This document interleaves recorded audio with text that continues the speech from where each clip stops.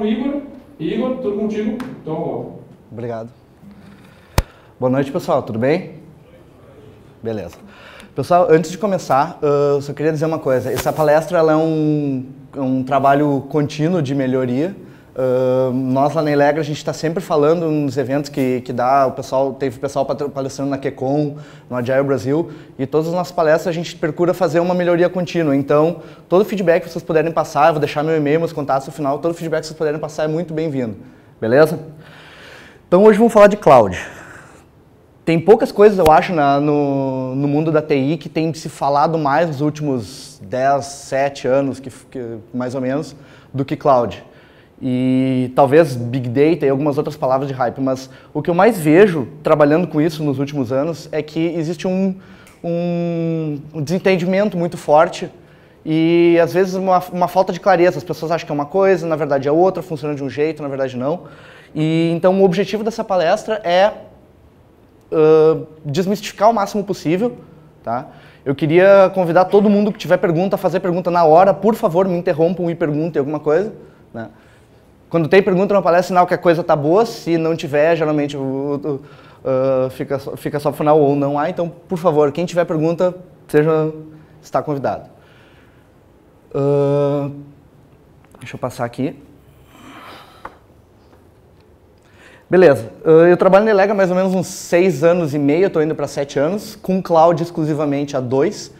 Eu sou arquiteto de soluções na Elegra. Arquiteto de soluções é mais ou menos o nome que se dá para quem faz um monte de coisa e não dá para escrever tudo no currículo, né? Não, Severino, mais ou menos, mas é que o que é legal é que dá a oportunidade de trabalhar com um monte de coisa diferente. E a cloud é isso, na verdade não é uma coisa, são várias. Também eu curto bastante fazer Snow, que, né, todo mundo, everybody needs a hobby. E vamos lá, então. Deixa eu perguntar para vocês. Quem aqui trabalha na TI de uma empresa ou em uma empresa de TI? Só para ter uma ideia. A grande maioria, beleza. Alguém saberia listar ou tem mais ou menos ideia de quantos componentes tem um ambiente de TI? Assim, bem por baixo. Um ambiente completo. Tu vai de tudo que é necessário para sustentar o ambiente de TI de uma empresa de qualquer tamanho. Isso aí, todas elas têm esse componente. Give or take. Tu tem espaço físico para colocar servidores e armazenamento, tu tem energia elétrica para fazer aquilo funcionar. Energia elétrica entra a energia que é fornecida tanto quanto no breaks e geradores, então tem energia redundante envolvida. Tu tem ar-condicionado, porque um data center esquenta. Geralmente, quando existe esses problemas que teve agora de tempestade, falta de luz, inundação, a primeira coisa que dá problema, e é problema sério, são os ar-condicionados, os data centers esquentam muito e param de funcionar. Todo o cabeamento envolvido, cabeamento elétrico, cabeamento lógico, e por aí vai, tem que ser estruturado. Link de internet, de preferência redundante, servidores, armazenamento, as N licenças de software envolvido com o ambiente. Então, é muita coisa. E, já que é muita coisa para tu armazenar, tu tem muita gente para operar aquilo. Tu precisa de administrador de banco de dados, também conhecidos como diabos, quer dizer, DBA. Tu tem administrador de middleware, servidor de aplicação, essas coisas. Apache, JBoss, WebLogic, WebSphere, essas coisas. Tu tem sysadmin, administrador do sistema operacional. Tu tem pessoal de rede, pessoal de networking, o pessoal de cabeamento. Gente especializada em storage, que lida só com storage. Tem a gerência de tudo isso. Então, o ambiente de TI, o ambiente tradicional de TI, ele é bem inflado, ele é bem inchado. Né? Quem tem contato com o ambiente ou trabalha dentro dele sabe do que eu estou falando. Ah, mas na minha empresa não é assim, a gente não tem isso. Tem uma salinha lá com um monte de máquina dentro, elas fazem um barulhinho, a gente usa também para guardar as vassouras lá dentro. Gente, isso não é um data center, isso não é um ambiente de TI. Eu sei que essa realidade não é tão difícil de se encontrar, na verdade ela é mais comum, mais comum do que eu gostaria, só que isso aqui é uma coisa que tem que ser evitada, né? Então, quem tem isso aí não tem, na verdade, um ambiente de TI. Tem uns servidorzinhos lá com as suas aplicações rodando. E outra, não bastasse ser uma coisa complexa, ser uma coisa cara. A TI é muito cara e, em especial, a TI no Brasil é muito, muito cara. Servidores são caros, links são caros, é tudo caro. a gente não se liga, mas equipamentos de TI são perecíveis, eles têm data de validade. Um servidor tradicional hoje, de Dell, IBM, Oracle e afins, eles têm uma vida média de 5 anos. 5 anos acaba a licença do teu servidor, acaba o suporte do teu servidor e ele tem que ser descontinuado. A política das empresas, de empresas grandes que tem uma governança de TI, não permite a utilização para a produção de servidores sem suporte. Então, o ambiente de TI ele é perecível ainda por cima. Beleza. O que acontece muitas vezes? Qual é a realidade de muitas empresas hoje? É que tu tem uma de duas coisas no teu ambiente de TI. Ou tu tem desperdício de recursos. O que é desperdício?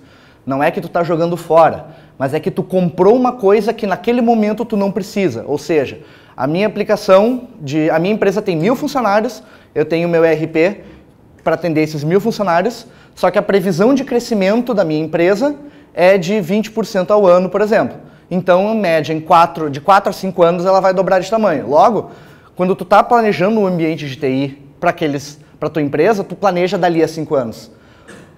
Todo o período que esse componente de TI, esse servidor, aquele disco, aqueles HDs, aquele storage, aquele link de internet não estiver sendo usado, aquilo ali é dinheiro imobilizado, aquilo ali é dinheiro desperdiçado. E, infelizmente, existe o outro lado, que são a falta do componente, ou seja, a minha empresa precisa de 1.200, precisa de 1 TB e 200 de storage, eu tenho 1 TB só para entregar. Não é incomum empresas e negócios serem limitados pela TI deles, porque a TI não consegue expandir, porque a TI não consegue atender o negócio. Isso aí é muito comum e é comum principalmente em órgão público, entendeu? Numa empresa normal existe uma taxa de desperdício média e uma taxa de falta de recursos média. No órgão público isso é muito mais exacerbado por causa da lei de licitações, que as coisas acontecem muito mais devagar. Alguém já leu esse livro aqui?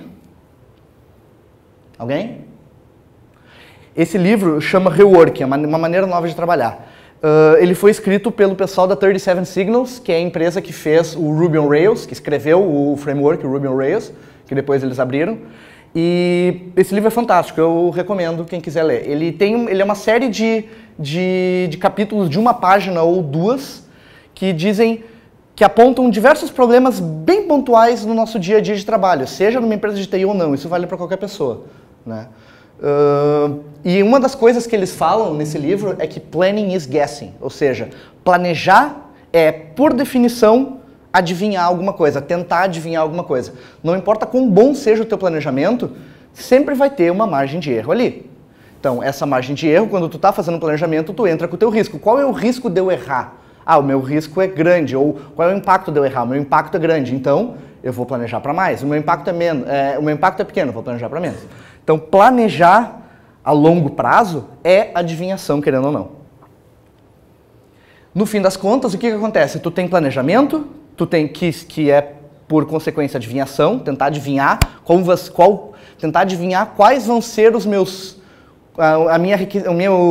minha demanda de TI daqui a 5 anos. Alguém sabe onde é que vai estar daqui a 5 anos? O que vai estar fazendo? Com quem vai estar casado? Para que time vai torcer? Não, isso sim, mas outras coisas? Eu não sei, eu não tenho a menor ideia onde é que eu vou estar daqui a 5 anos. E para as empresas vale a mesma coisa. Tu tem um nível maior ou menor de assertividade, mas a ideia é a mesma. Então, quando tu tem isso, a TI se torna uma barreira para o negócio. Ela deixa de ser um facilitador e se torna uma barreira. Quem aqui já reclamou de alguém da TI ou da TI como um todo? Ah, se essa merda não funciona, isso aí não me ajuda, só me atrapalha, esse sistema está fora, eu não consigo fazer meu trabalho. Meu pai fala isso toda hora, ele quer chutar o computador dele o tempo todo, ele sempre liga para mim para resolver, né? Mas beleza. Por sinal, ontem foi dia do profissional de TI, né? Parabéns. E o detalhe é o seguinte, tá? Esse cenário, ele já é problemático numa empresa normal. Ele é especialmente problemático quando se fala de startup. Startup é outro termo da moda, outra coisa que está toda hora, startup. Tem startup de 1 bilhão, o cara que tinha 23 anos de idade, fez uma startup, largou um negócio e hoje é bilionário. Isso tem muito, entendeu? A maneira de trabalho de startup, de testar um negócio e de criar uma empresa para implementar uma ideia, ela está muito em voga. E esse tipo de negócio, essa maneira de trabalho, ela é especialmente sensível a barreiras. Quais barreiras? Uma TI que atrapalha, uma TI que é cara, uma TI que tem desperdício, né? Então, uma startup ela é especialmente sensível a essas coisas. Quem aqui já trabalha numa startup, trabalhou numa startup ou conhece alguém que já ouviu falar de uma startup? Ninguém? Pessoal, trabalhar em startup é muito legal, por uma série de motivos, mas o primeiro deles é porque tu tem essa chance de fazer uma coisa nova, de inovar. Às vezes tu não existe tantas restrições, tu tem menos chefes, tu tem menos empecilhos no teu trabalho. Trabalhar numa startup é bem interessante. E uma startup ela não pode sofrer esse tipo de barreira, certo? Beleza, mas tudo isso que eu falei foi problema. Esse cara veio aqui de noite só para falar problema, eu tô cansado, eu vejo isso no Datena o tempo todo. Pois é, mas nesse caso eu também trouxe soluções. Casualmente, o advento da computação em nuvem veio junto com o advento dessa ideia, dessa voga de startup. E eu argumento que não é por acaso. Talvez a causa e efeito seja invertida. Talvez as startups estão em voga agora por causa do que nasceu a computação em nuvem. Porque a maioria das startups que a gente conhece, as de sucesso e as de não, elas têm alguma relação muito próxima com a TI. Quem já ouviu falar de Facebook? Quem já ouviu falar de WhatsApp? Quem já ouviu falar de Instagram? Airbnb? Amazon? A Amazon era uma startup também. Todas essas empresas elas têm uma relação muito próxima com a TI de uma forma ou de outra e elas se tornaram possíveis por causa das tecnologias que a gente vai discutir aqui hoje, por causa da computação em nuvem. Bueno, essa é a solução então, né? Primeira coisa, o que cloud não é? Eu sempre acho que essa é uma explicação difícil de fazer, porque é uma coisa um pouco abstrata. Mas é legal começar por o que não é, então. Primeira coisa que tem que ter muito claro. Cloud é uma coisa e virtualização é outra. Existe virtualização dentro da cloud? Existe. A virtualização é uma grande parte das tecnologias de cloud. Mas não é dizer que eu tenho uma máquina, um servidor virtualizado na minha empresa, ou eu tenho um colocation virtualizado, ou eu sou dono de meia dúzia, ou várias, ou dezenas, ou centenas de máquinas virtuais que eu tenho ou eu utilizo cloud computing. São coisas diferentes. Por quê? A virtualização, ela é uma solução puramente tecnológica, certo? A virtualização é uma tecnologia que nasceu nos anos 70, com mainframes, na época da IBM e outras empresas afins, e elas nasceram como uma ideia de entregar partes de um mainframe para fins diferentes. Então, tu não podia ter um mainframe para compras, um mainframe para vendas, um mainframe para folha de pagamento e assim vai indo, porque isso é uma coisa muito cara. Então eles desenvolveram uma solução, bem rudimentar na época, claro, mas eles desenvolveram uma solução de tu pegar um mainframezão e fatiar ele em pedaços menores. Isso é virtualização per se. Não muda nada. Claro que hoje está muito mais fácil. Hoje tu tem VMware, tu tem console, tu tem interface web bonitinha e por aí vai. Mas continua sendo uma solução puramente tecnológica. E a cloud não é isso, certo? A cloud tem a ver... a principal ideia de falar de cloud computing é o fornecimento de recursos de computação, então não são máquinas virtuais, são recursos de computação, todos aqueles que eu falei no início, energia, link, storage, máquinas virtuais também, aplicações e por aí vai. É o fornecimento desses recursos de maneira sob demanda, de uma forma sob demanda. Ou seja, eu preciso de 10, eu peço 10, eu tenho 10, eu pago 10. Agora, numa hora depois, eu preciso de 25, eu tenho 25, eu peço 25, eu ganho 25, eu pago por 25. Ah, mas agora eu não preciso mais, eu só preciso de 5. Tá, beleza, então eu devolvo os outros 20, eu fico só com 5 e eu pago por eles. Essa é a ideia da nuvem, é por isso que é diferente de virtualização. Por exemplo, tá, mas eu tenho isso, se eu não quiser mais uma máquina virtual, eu vou lá e destruo ela, eu não estou mais usando. Beleza, mas tu continua tendo dentro da tua empresa lá um servidor que tu comprou para poder virtualizar ele, tu não devolve ele para a fábrica, tu não pega 2 HDs dele ali e devolve porque tu não precisa mais de storage. O recurso, ele está imobilizado da mesma forma. Por isso que a virtualização é uma solução tecnológica. É algo que é uma maneira diferente de usar o mesmo recurso. E a cloud não. O cloud computing é o teu custo é só daquilo que tu está utilizando. Então, cloud computing refers to the ability of allocating IT resources on demand by whoever requires them. São recursos sob demanda, alocação de recursos sob demanda. Mas principalmente, isso aqui é muito importante, principalmente vem numa quebra de paradigma, né? É uma maneira diferente de pensar. Antes, a gente estava acostumado com o quê?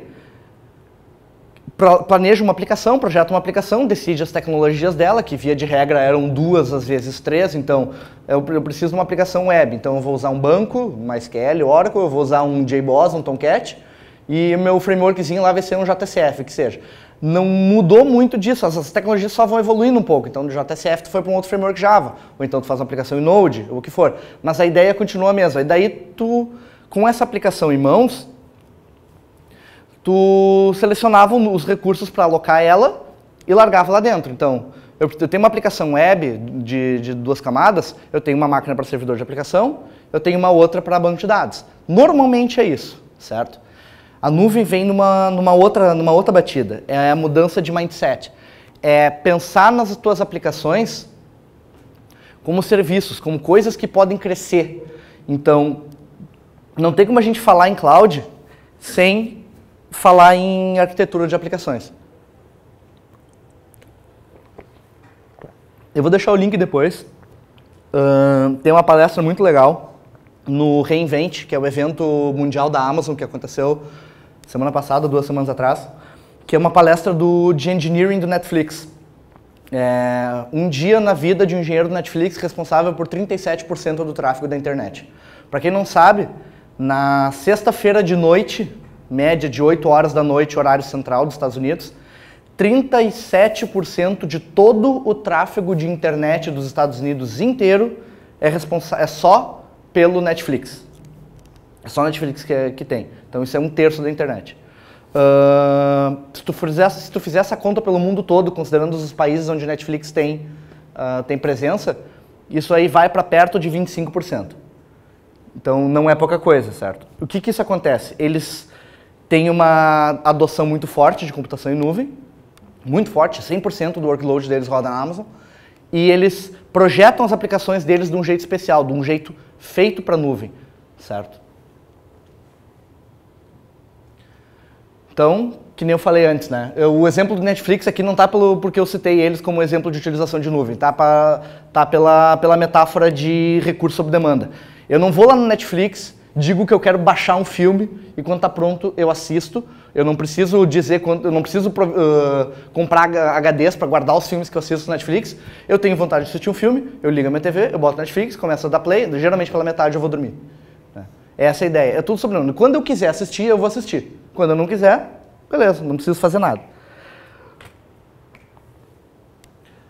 Isso aqui, ó, não dá para ver direito, mas não tem problema.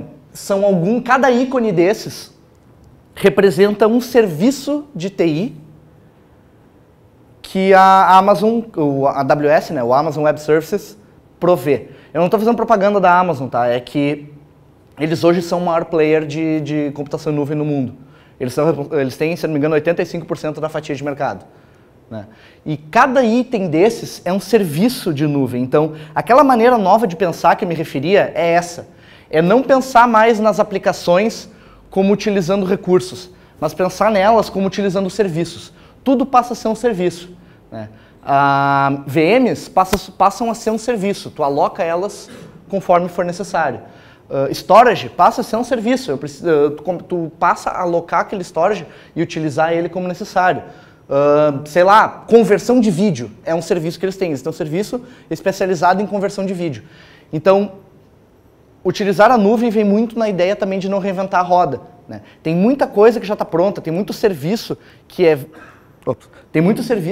complexo de se implementar e que já está pronto. Conversão de foto, conversão de vídeo, Workflow de aplicações, workflow de dados, as informações entram aqui de um jeito, tu tem que transformar de outro, daí tu carrega mais um pedaço que veio de um web service lá não sei da onde, isso aí tudo está pronto em XML, daí agora não, precisa de JSON, tu vai lá e converte. Todo esse workflow, isso tem serviço pronto para fazer. Então a Batida vem de utilizar esses serviços, certo? Até aqui tudo certo? Certo? Beleza. O que eu quero dizer com recurso sob demanda aí? You only pay what you use. Tu só paga o que tu usa, né? É a ideia que eu expressei antes. Eu preciso de um servidor, eu preciso de 2, eu preciso de 9, eu preciso agora de 5, eu preciso de 1. Isso ali está por mês, mas a granularidade dessa lógica, ela é por hora. Outro dia, sexta passada, eu e uns colegas, a gente fez uma POC, uma Proof of Concept, né, uma prova de conceito, para provar que algo funcionava de um cluster de bancos Oracle na nuvem, algo que até então não se sabia se era possível, né, porque tem uma série de restrições da tecnologia do Oracle que não permitiam. Então a gente sentou, baixou a cabeça, pegamos uns livros e começamos a fazer. Os recursos que a gente utilizou para isso foram os seguintes: 2 servidores com 2 TB de disco SSD cada um e 256 GB de disco, mais 4 servidores com 32 cores e 244 GB de disco para os nós aplicação, cada um deles.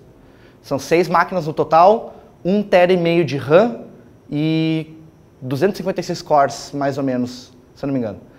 Tudo isso custou $50. E a gente ficou uma tarde inteira trabalhando. Quanto que custa para comprar essas máquinas hoje? Para quem for comprar isso de recursos para a sua empresa, para fazer esse teste e dali a pouco descobrir que isso aí não funciona. Casualmente, a gente deu essa POC e deu certo, a gente conseguiu fazer funcionar, estamos escrevendo um artigo agora. Mas e se não funciona? O que tu faz com essa patotada toda? Quando não precisa mais usar, não precisa mais pagar. Granularidade por hora. A plataforma de nuvem do Google, Google Cloud Engine, Google Compute Engine, a granularidade de pagamento deles é por minuto de uso. Os primeiros 5 minutos tu paga, desculpa, os primeiros 15 minutos tu paga, depois é por minuto que a máquina é utilizada. Isso é muito legal. Isso aí é uma curva de demanda. Aquilo lá que eu falei no início, que ou tu tinha desperdício, ou tu tinha falta, né? Tá aí em gráfico, tu pode integrar, você pode fazer coisa de matemática no gráfico.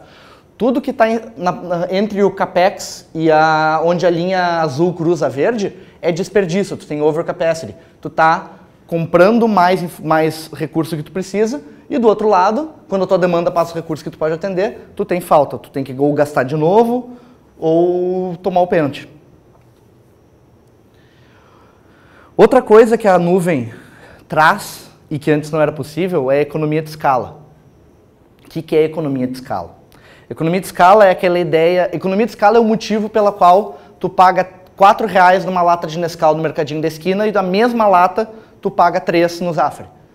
Né? É porque o Zafari compra 20 caminhões daqueles por semana e o mercadinho da esquina compra um engradado por mês. A economia de escala é a ideia de que o custo unitário de algo diminui conforme tu aumenta a compra. Ano passado, em agosto, eu estava de férias e eu conheci numa estação um dos caras que é responsável pela operação da Amazon na região de São Paulo. Eles têm 3 data centers em São Paulo. E o cara estava me falando que a meta da Amazon de alocação de recursos para a cloud deles, para o ano de 2014, para o segundo semestre de 2014, era de 55 mil racks de servidor. Um rack é aquela geladeira de 42 Us que vão até 42 servidores em cima. Então são 55 mil daquelas no mundo inteiro. Só para o segundo semestre de 2014. E eles estão crescendo mais a cada ano. É absurdo. Isso faz com que o custo deles por gigabyte de storage seja minúsculo. Faz com que o custo deles por core de CPU seja minúsculo. E eles repassam esse custo diminuído para os clientes. Ou seja, é o único lugar que eu já vi até hoje o preço de alguma coisa diminuir conforme tu compra. Não é porque tu compra mais. Eu comprei hoje, o preço é $1 por hora. Daqui a 2 meses, baixou para 95 centavos de dólar por hora. Eu não mexi nada, eu não parei de usar, eu não usei mais, eu não mudei meu contrato em nada. Só que o custo para eles daquela hora que eles estavam me vendendo a $1 baixou. Então, eles repassam esse custo para baixo. Isso é economia de escala. Em gráfico, de novo, é isso aqui. Antes, quando tu compra pouco, o custo unitário é alto. Conforme tu vai comprando mais, o preço unitário diminui. Logo, o teu custo cresce mais devagar. Isso é economia de escala. E, por último, mas não menos importante, uma das maiores vantagens de provedores de nuvem é que a maioria deles tem presença global. No caso, aqui está o mapa da Amazon, esse mapa está desatualizado, porque eles têm uma região nova na Ásia e uma nova na China, então tem 2 na China. São um total de 13, então são 13 conjuntos de data centers no mundo. Cada bolinha amarela daquelas são 2 ou mais data centers. Algumas são 2, umas são 3, umas são 4. São conjuntos de data center. E tu como cliente deles tem acesso a toda essa infraestrutura. Tu quer disponibilizar tuas aplicações em São Paulo porque está mais perto dos teus clientes e eles querem acessar mais rápido? Tu pode. Tu quer disponibilizar, mas agora tu abriu uma filial na Europa, tu quer disponibilizar isso lá na Europa também? Beleza, tem na Irlanda, tem em Frankfurt. Tu quer ter, além de tudo isso, uma redundância em outra parte do mundo, porque tu tem medo de meteoros, pode botar nos Estados Unidos também, não tem problema. Toda essa distribuição geográfica mundial, ela está ao alcance dos dedos. E é algo que empresas grandes, multinacionais, eles precisam, eles têm por uma questão de política, né? É política de muitas empresas, tu ter alta disponibilidade, tu ter múltiplos data centers para armazenar suas aplicações. Às vezes são data centers em continentes diferentes. Tem um cliente da Elegra que as aplicações de dos segmentos de negócio deles precisam estar em continentes diferentes ao mesmo tempo. Então, isso custa uma fortuna, isso custa muito dinheiro. Ter um data center é caro, tu ter vários é muito mais. Então, um data center custa 10, 2 data centers custam 25. Essa é a lógica. O valor é muito alto. Então, quando se fala em nuvem, como todo mundo usa, a gente tem acesso.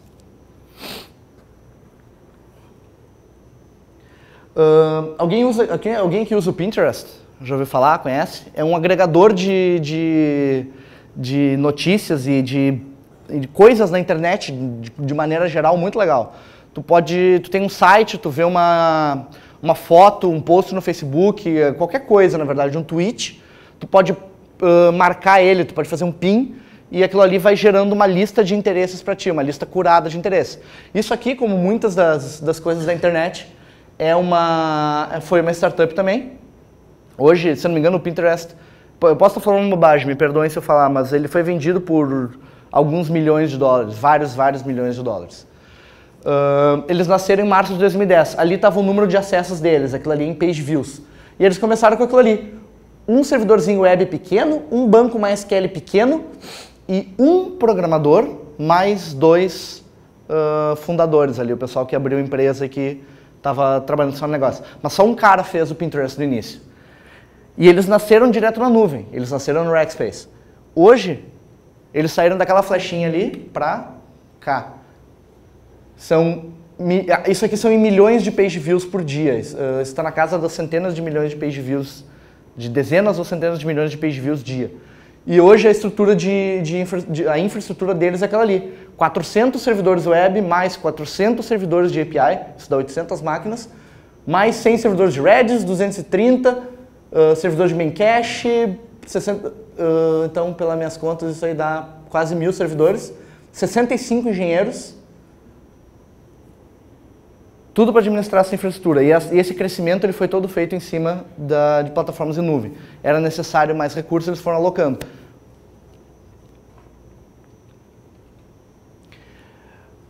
E por que eles conseguiram fazer isso? Porque os caras são muito bons? Não, realmente eles são. Os engenheiros do Pinterest são muito inteligentes. Agora, não é de graça. Um servidor para a gente comprar hoje, na maioria das empresas, demora 3 meses. Por que demora 3 meses? A Dell que demora para entregar? Não, tu tem processo de compra envolvido, então tem que fazer a tomada de preço com o fornecedor, daí tem que aprovar a compra.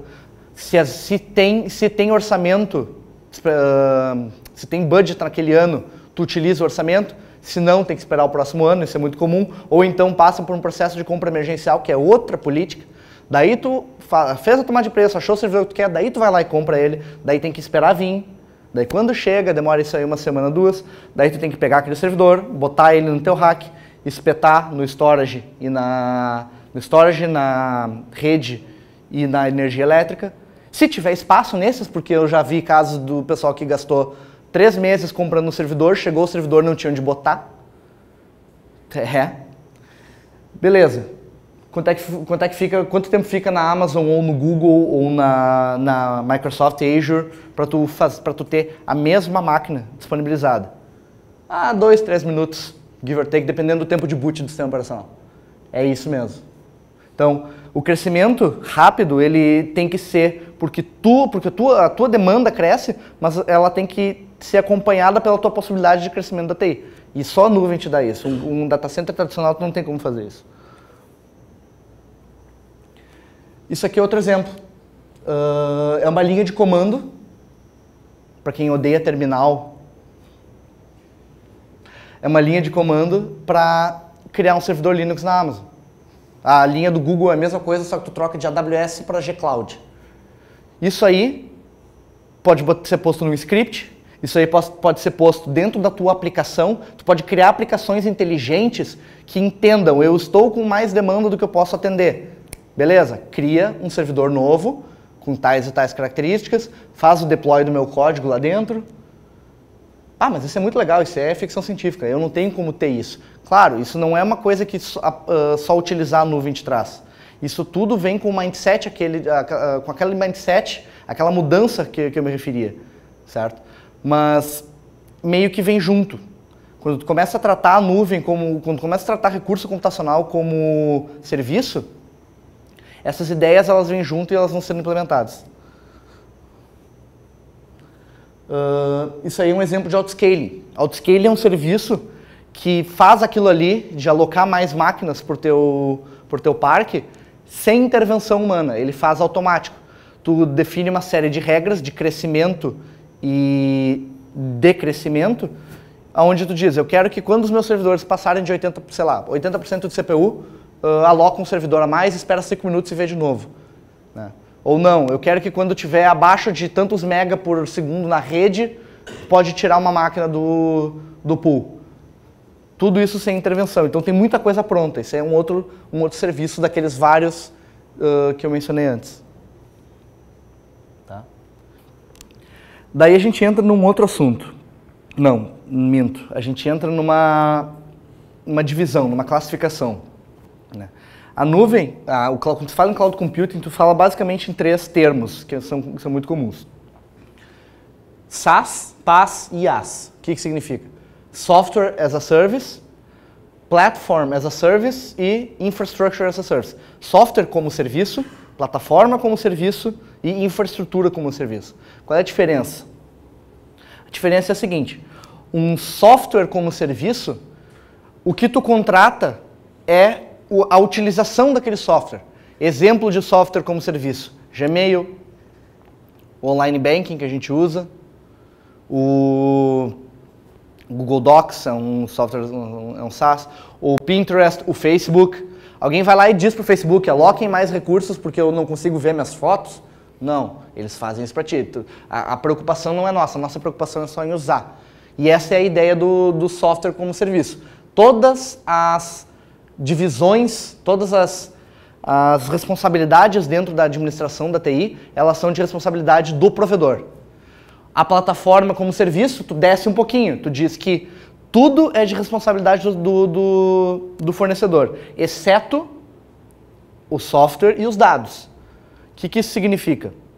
Significa que se tu utiliza uma solução de Platform as a Service, de PaaS, a tua única responsabilidade como cliente é escrever o código que vai rodar lá e fornecer os dados que vão estar lá. Todo o resto, deploy, rotinas de deploy, rede, link, balanceador de carga, DNS, energia, máquinas, o que for, recursos computacionais para rodar aquilo, tudo fica de responsabilidade do fornecedor, o resto, o código é teu.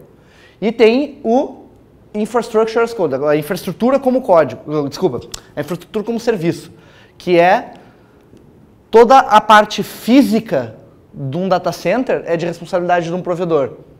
Toda a parte lógica, sistema operacional, aplicações que vão rodar lá, bancos de dados, a middleware, a administração daquilo, o que vai ser feito, tudo isso passa de ser responsabilidade do cliente.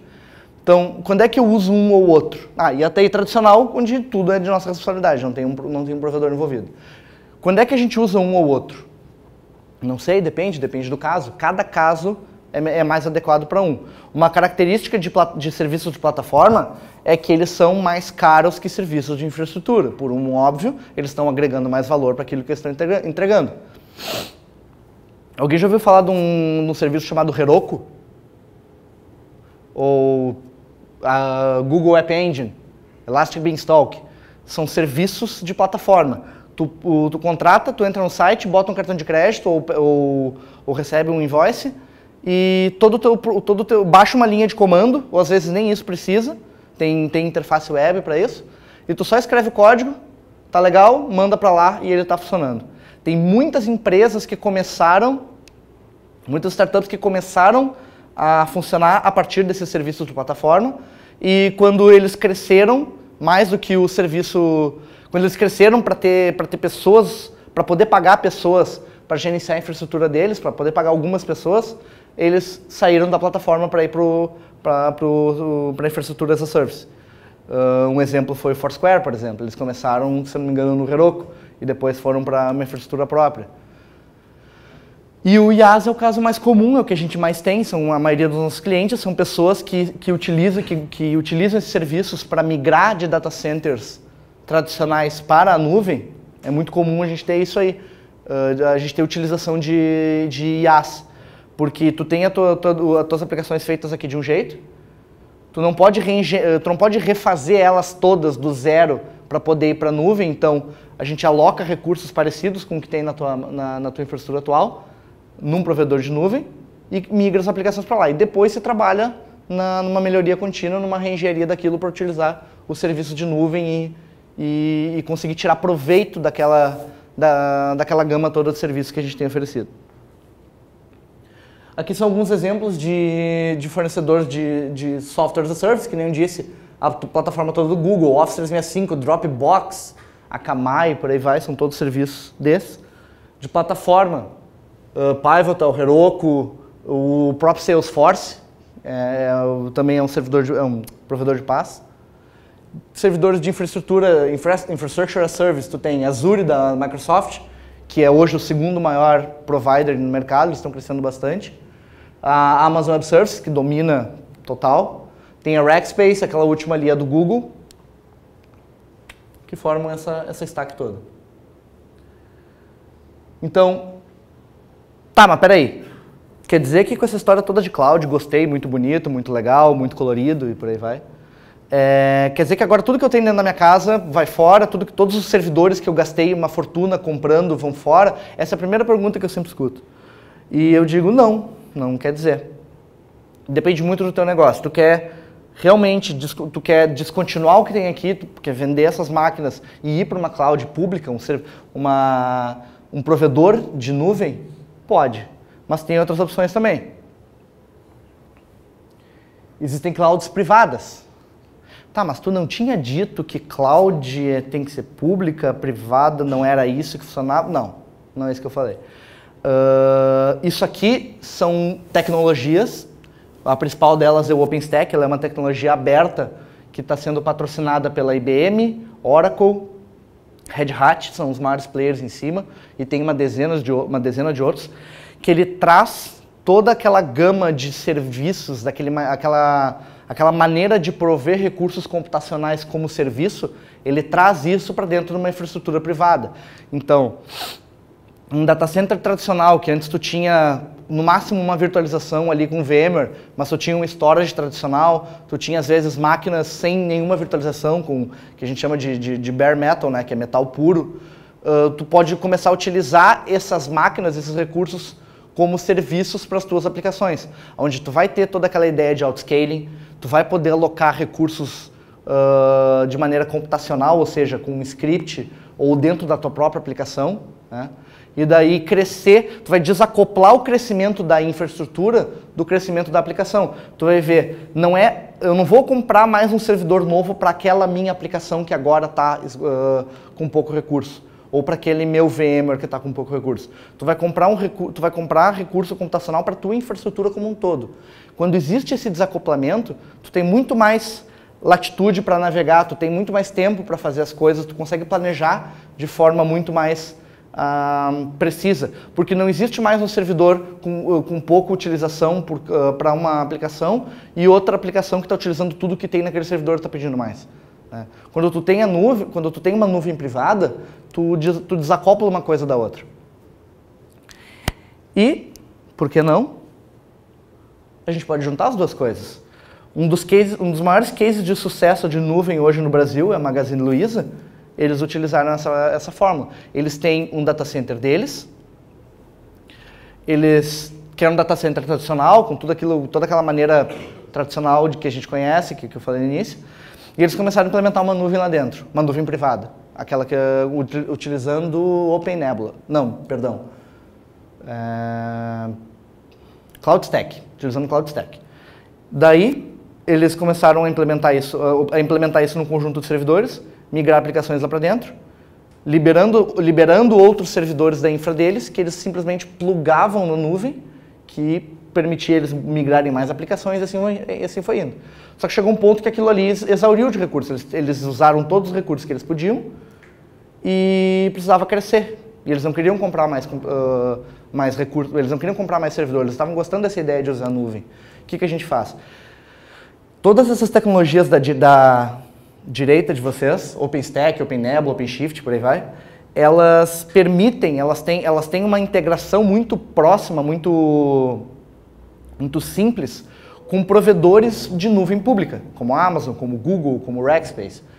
Então, eles te permitem fazer uma coisa muito legal, que é o quê? Tu ter uma interface para gerenciar a tua nuvem privada e tu simplesmente plugar uma nuvem pública nela como se fosse uma extensão natural do teu data center, onde tu pode mover aplicações de um para o outro, do outro para um, e gerenciar tudo como se fosse uma coisa só. Isso é o que a gente chama de nuvem híbrida. Ela é híbrida porque é uma nuvem só, a tua empresa utiliza uma nuvem como se fosse uma interface só de administração, que parte dela está local, parte dela está remota.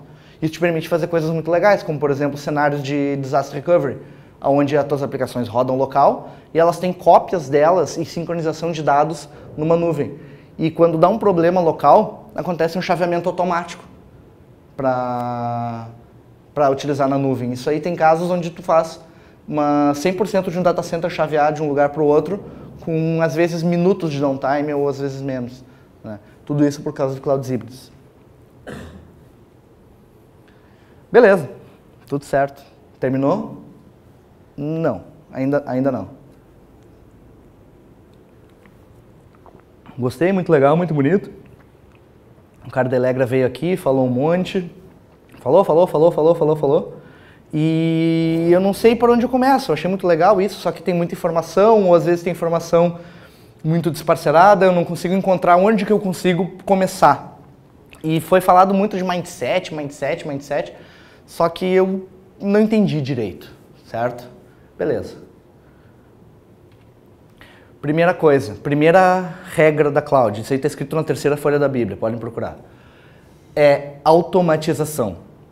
Nada se faz sem automatização. Dá para fazer sem, consigo, a cloud só funciona com automatização? Não. O que eu quero dizer com automatização é entrando naquela ideia de mindset. Por que eu digo que tem uma mudança de mindset? Porque coisas que a gente estava acostumado a fazer de forma manual devem passar a ser feitas de forma automática. O que eu estou acostumado a fazer de forma manual? Instalar software, qualquer instalação de software, configurar software. Eu tenho uma aplicação web, beleza? Um caso clássico, aplicação web PHP com banco MySQL. Instalação do Apache, feita manual. instalação do PHP feita manual, configuração de módulos, configuração do PHP ini ou dos vários arquivos, configuração de Apache, de VirtualHost, blá blá blá, diretórios, banco de dados, parâmetros. Tudo isso tem que ser feito de forma automática. Existem ferramentas, existe um conhecimento bizarramente grande na internet, disponível, aberto, livre, grátis, para todo mundo que quiser, sobre automação.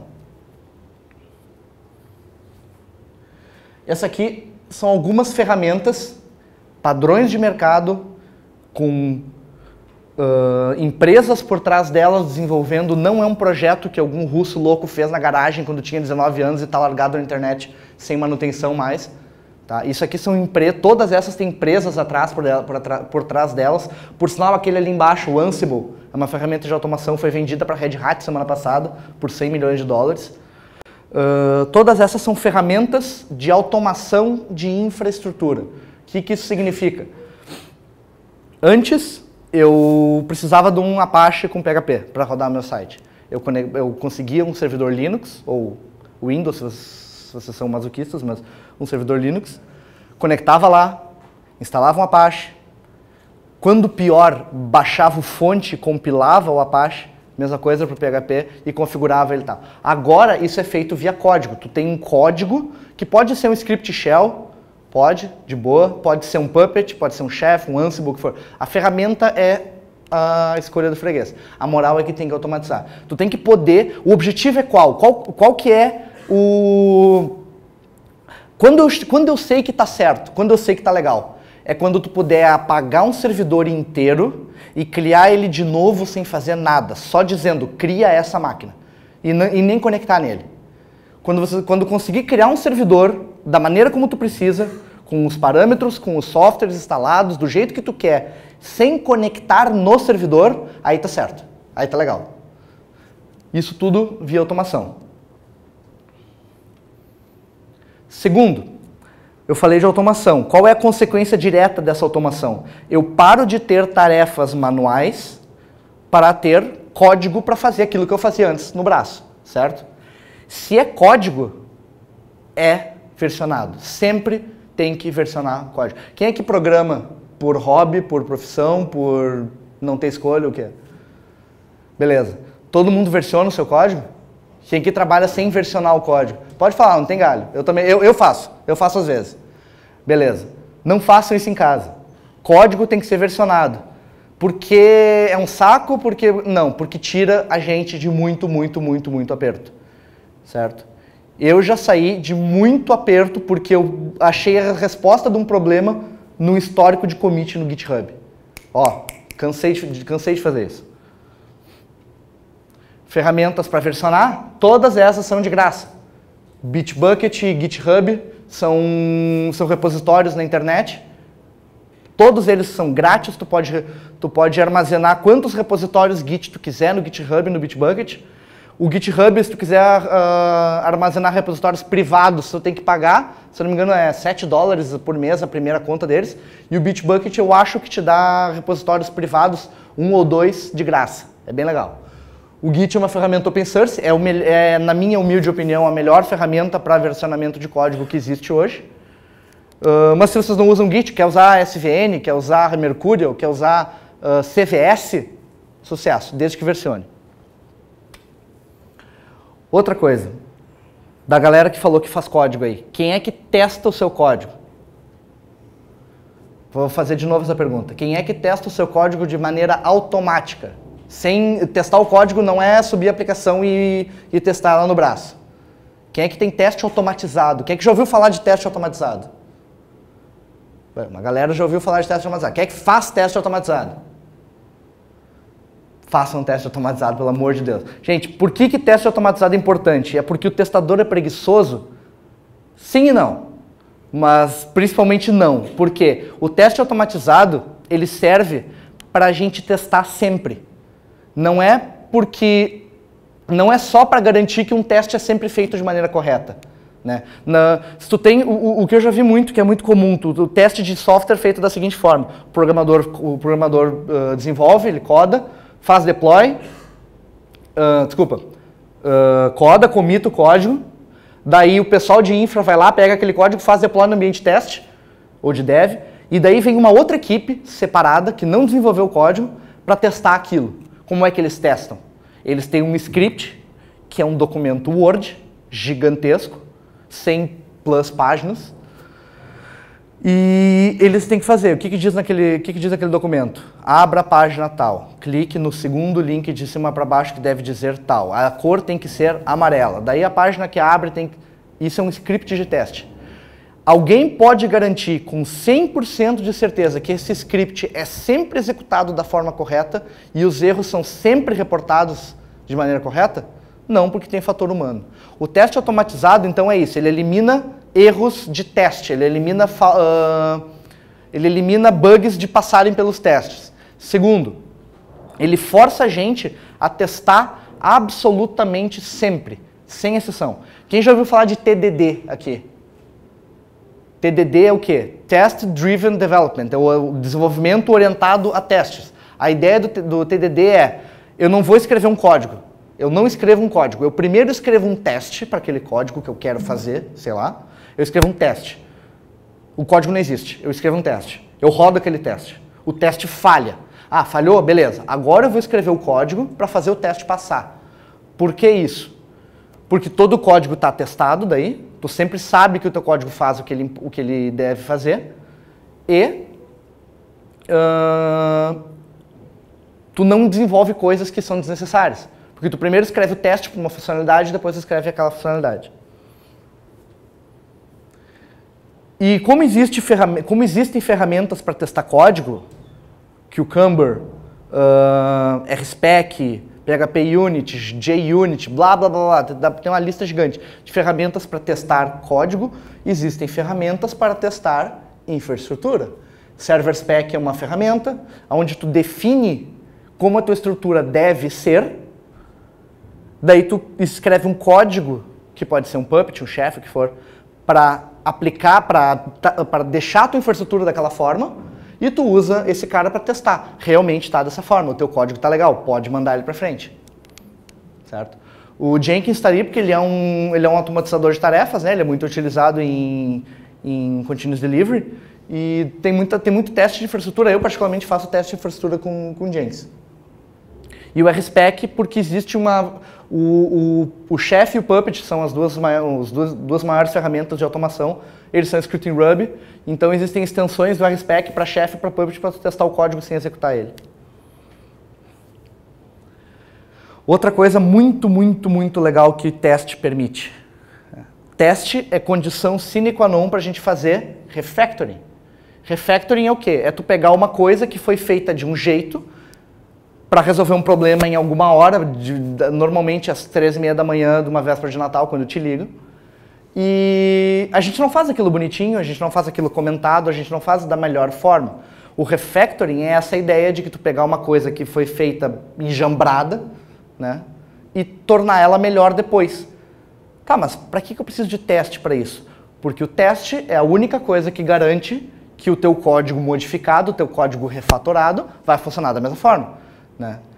Quem aqui já ouviu falar ou deixou de mexer em código legado porque não sabia se ia dar merda se mexesse? Né?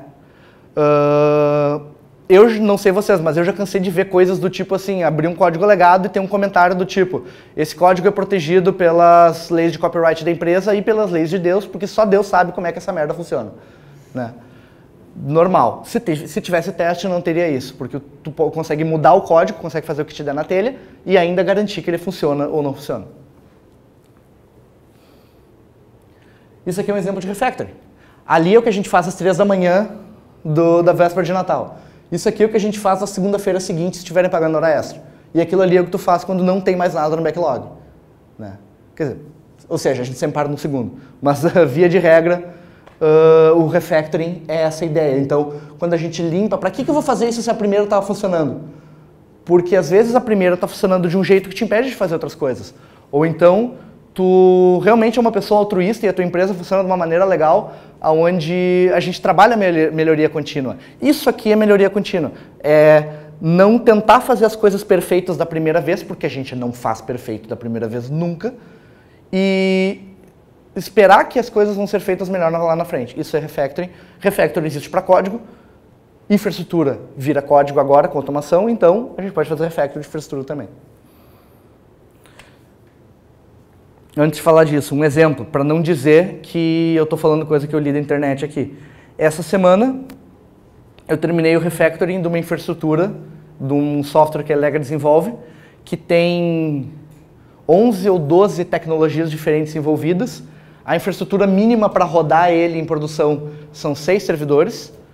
E eu fiz o refactoring inteiro da infraestrutura dele, onde basicamente tudo que era feito de uma forma, agora está sendo feita com outra. Está sendo feita com Docker, containers e por aí vai, por causa que tinha teste para infraestrutura. Beleza.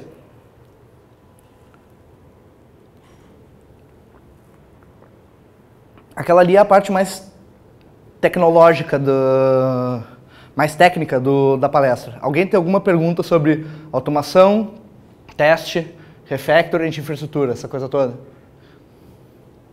Beleza. Bueno, o que eu quero dizer com alguns mitos sobre cloud computing? Aquela história de que é hype, é algo que está em voga e tal, é verdade. E isso implica em ter muitos mitos sobre cloud. Primeiro deles, cloud é para startup e empresa pequena. Eu acho que ficou claro durante a noite hoje de que cloud não é coisa de empresas só de empresas pequenas. Existem empresas que são muito pequenas que utilizam cloud, existem empresas que começam pequenas e que ficam grandes utilizando cloud, e tem empresas muito grandes hoje utilizando cloud. Um exemplo que eu dei foi do Netflix. Eles têm dezenas de milhares de servidores hoje. Essa estatística está desatualizada, isso é de 2013. Dezenas de milhares de servidores, 1/3 de toda a internet dos Estados Unidos passa por eles. Então isso não é exatamente pequeno. Alguém trabalha numa empresa que tem mais de 10 mil servidores funcionando para uma única aplicação? Eu também não. Então os caras realmente são grandes e isso roda 100% em cima da nuvem.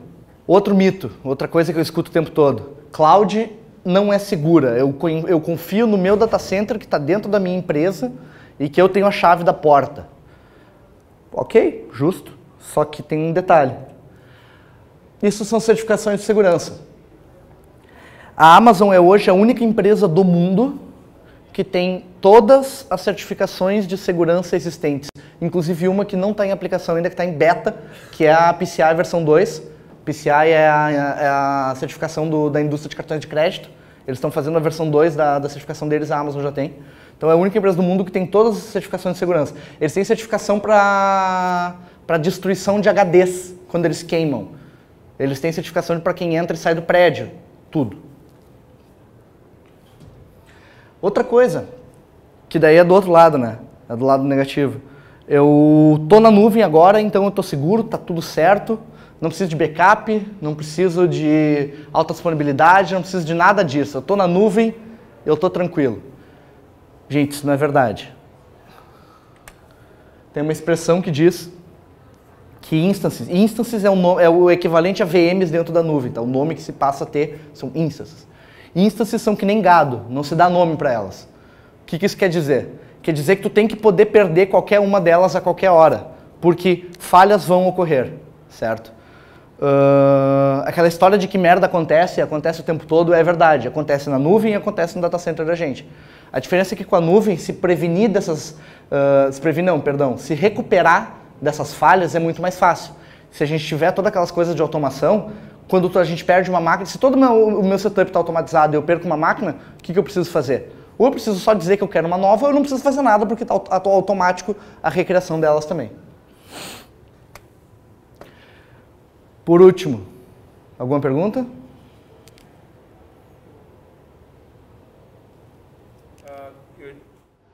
Vou perguntar então, já que alguém vai perguntar depois. A minha pergunta é, Igor, na tua concepção, qual é o principal desafio que a gente viu todos os pontos positivos aí, né? Dos pontos negativos a gente sabe que tem, quando tu comentasse alguma coisa, mas na tua concepção, qual é o principal desafio ainda a ser tratado com a Cloud Computing? Tem alguma sugestão a respeito disso? Tu Tu diz o desafio para adotar o Cloud Computing ou que os provedores têm como provedores? Que os provedores têm, tá. Na minha opinião, o maior desafio que eles têm hoje é como expandir mais a infraestrutura deles. Uma diferença grande que tem entre o Google e a Amazon, por exemplo, como provedores de cloud, é que a Amazon tem 13 regiões no mundo. Uma região é um conjunto de 2 ou mais data centers. O Google tem 3. Só que a diferença é que o Google, todos os data centers deles, entre eles, são fibrados, com uma fibra ótica própria do Google, que eles foram lá e puxaram. Aquela fibra transatlântica que tem da Nova Zelândia até a Califórnia, eles têm fibras lá dentro. Então, tu consegue ter dentro de um conjunto de data centers do Google espalhados no mundo, uma rede local, com a mesma range de IPs lá e tal, uma rede local. Então, conforme a demanda de serviços em nuvem cresce, está crescendo muito, o desafio que eu enxergo dos cloud providers é se manterem crescendo, na verdade. Porque eles estão mantendo até agora um crescimento linear ou mais, mas chega um ponto onde isso começa a se tornar mais difícil, né? Quem está puxando à frente disso hoje é a Amazon, eles são os que mais crescem e eles são o que tem as tecnologias de infraestrutura mais propícias para crescimento.